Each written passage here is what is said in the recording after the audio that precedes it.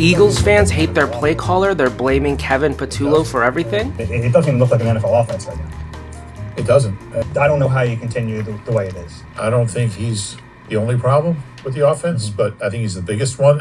You really only have one thing to do, and that's find a new play caller.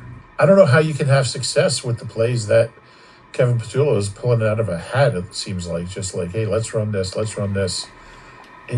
It's hard to watch. Well, let me say this. Play caller is almost never the problem, except for Jimmy Ray.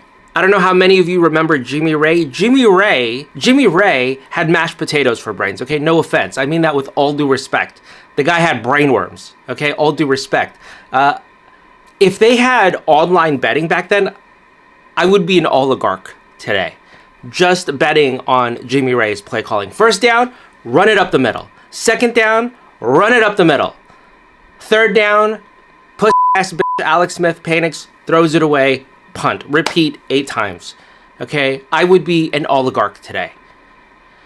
I would be spewing ungodly amounts of pollution into the air from my private jet if I was allowed to bet on Jimmy Ray's play calling. My overall point is that it's very rare that a play caller is so bad that they turn a good offense into a bad offense, or that a play caller is so great that they turn a bad offense into a good offense. That very rarely happens. So no, I don't think Kevin Patullo is the reason they're struggling. 49ers, Browns, here are my takeaways. Okay, number one, the away uniforms are so much better than the home uniforms. The white and gold uniforms literally increase my enjoyment of the games by like near 50%. Like, that's how good they look. They even make Brock Purdy look taller. The red uniforms make Brock look like a Tecmo Bowl player. Okay, so I love the away uniforms. Number two, thank God Shedeur Sanders missed a bunch of throws because Browns were wide open and he had plenty of time. Thank God he missed a bunch of open players. Number three, hold on a second. There was a big esports event, right? There was a big esports event with accusations of racism flying around between Brazil and Spain, okay? Because of the use of a very controversial emoji by the Spanish player. I believe it's a I don't know. But the cute player from Brazil took the high road. To her credit, she's like, let's move on. I can do it. Look.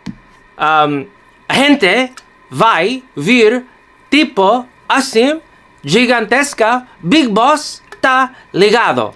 Tipo rar, quebrando tudo rar.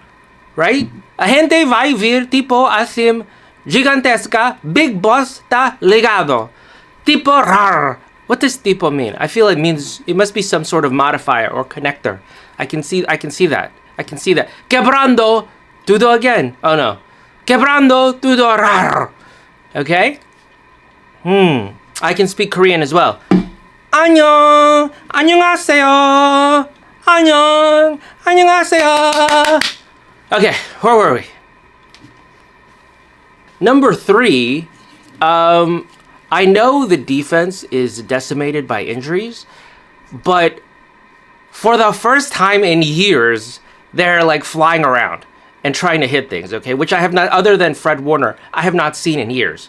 Like those 2 years with Steve Wilkes and Nick Sorensen, the defense looked fat and old and lazy. Okay, and finally, for the first time, they look young and fast, and at least trying to hit things. They don't always do it, but at least they're trying. Okay, so I'm very happy with the defense. I'm very happy with Robert Saleh. They have to do everything they can to keep him from leaving. Okay, they don't have. This is what I mean when the 49ers don't have killer instinct, dude. If I was in charge, I would spread rumors about Robert Saleh. Okay, I would use like bigotry to my advantage. You know what I'm saying? There's a lot of things you could say about Robert Saleh that people would be eager to believe, okay? In order to, Laura Loomer, Matt Walsh, you guys, look at my coach here. You got anything to say? Candace Owens, you got anything to say? I would do everything I could to create animus about him within other fan bases to keep him from leaving. Number four. I don't know. It's not showing up in the numbers yet, but to me, Kyle Shanahan is so much more creative this year. The last few years, I feel like he had lost his creativity a little bit. It was always the same thing. It was like 4 wide, deep crosses. It began to resemble like a Mike Martz offense for a while.